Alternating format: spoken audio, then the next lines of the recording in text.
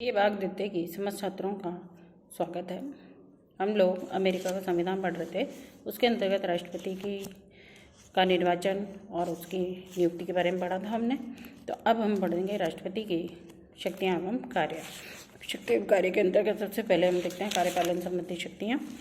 कार्यपालन संबंधी शक्तियों से तात्पर्य है कि जो कानूनों का क्रियान्वयन करना या कार्यपालिका से संबंधित कार्य, तो सशक्त कार्यपालिका के रूप में यहाँ पर ये कार्य करता है। और सबसे पहला है कि कानूनों का क्रियान्वयन। तो कानूनों का क्रियान्वयन होने से कार्यपालिका रोक नहीं सकती है, राष्ट्रपति रोक नहीं सकता, उसमें देरी तो कर सकता है, लेकिन चाहे वह अनुचित ही क्यों ना हो, उसकी वांछनीयता या अवांछनीयता देखना कांग्रेस का है तथा वैध या अवैध की घोषणा करना न्यायपालिका का कार्य है।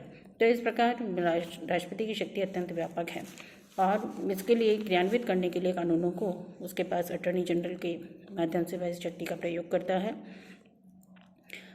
ये अटॉर्नी जनरल कौन होता है? अटॉर्नी जनरल होता है जो कि राष्ट्रपति और संघीय सरकार को कानूनी सलाहकार देता है और कानून के उल्लंघन की संभावना पर वह अटॉर्नी जनरल को आवश्यक कार्रवाई के लिए आदेश भी दे सकता है और अभियोगियों को गिरफ्तार करने, उन्हें रोकने, मुकदमा चलाए जाने के संबंध में कानून को कैसे क्रियान्वित किया जाए उससे सलाह लेता है।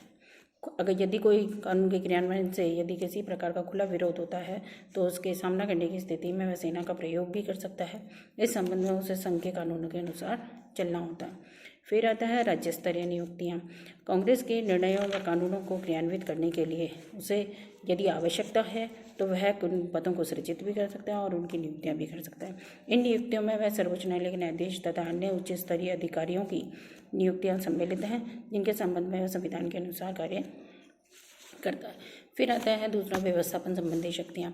व्यवस्थापन संबंधी शक्तियों के अंतर्गत हम देखते हैं तो कानून निर्माण से संबंधित कार्य कार्यपालिका का नहीं है, राष्ट्रपति का नहीं है, लेकिन उसके बावजूद भी वह कानून अगर वह बनाना चाहता है तो सबसे पहली बात आती है कि कांग्रेस को संदेश भेजने का अधिकार। राष्ट्रपति नियमित रूप से उन विषयों को लेकर जिनको वह आवश्यक समझता है तो वह समय समय पर आवश्यकता पड़ने पर विशेष संदेश भेज सकता है, जिनके आधार पर कांग्रेस आवश्यक कानूनों का निर्माण कर सकती है। तो दूसरा है विधेयकों के संबंध में विलंब का निषेधाधिकार। रविवार को छोड़कर राष्ट्रपति अन्य 10 दिनों में वह कानूनों को यदि वह आवश्यक समझता है कि इस पर पुनः विचार की आवश्यकता है तो वह कांग्रेस को वापस उस विधेयक को भेज देता है और कांग्रेस जो है उस अस्वीकृत विधेयक को वह 2/3 बहुमत से वापस पास करके राष्ट्रपति के पास भेज सकती है। फिर आता है जेबी निषेधाधिकार। जेबी निषेधाधिकार जिन कानूनों को राष्ट्रपति बनने नहीं देता है, कानून को बनने नहीं देता, वह उस विधेयक को राष्ट्रपति बिना कार्यवाही के अपने पास ही रहने देता है और या फिर अगर भेजता है तो वह अंतिम 10 दिनों में भेजता है, जिससे कि वह अगर कांग्रेस उसके विधेयक को यदि दोबारा पास करती है तब तक वह अधिवेशन खत्म हो जाता है। फिर आता है विधियों का क्रियान्वयन एवं उनकी व्याख्या। राष्ट्रपति कानून की ऐसी व्याख्या कर सकता है जो उसके व्यवस्थापन संबंधी व न्याय संबंधी पक्षों को छूती हो। व्याख्या के पश्चात राष्ट्रपति यह निश्चित करता है कि किस कानून को तत्परता से लागू किया जाए व किसको नहीं। कांग्रेस द्वारा निर्मित कानून इतने व्यापक होते हैं कि राष्ट्रपति व उसके अधिकारी उसमें से अधिक महत्वपूर्ण होते हैं विधेयक को चयन कर सकते हैं। इस प्रकार कानून को लागू करने की गति राष्ट्रपति के हाथ में रहती है। फिर आता है घोषणाएं व आदेश जारी करने का अधिकार।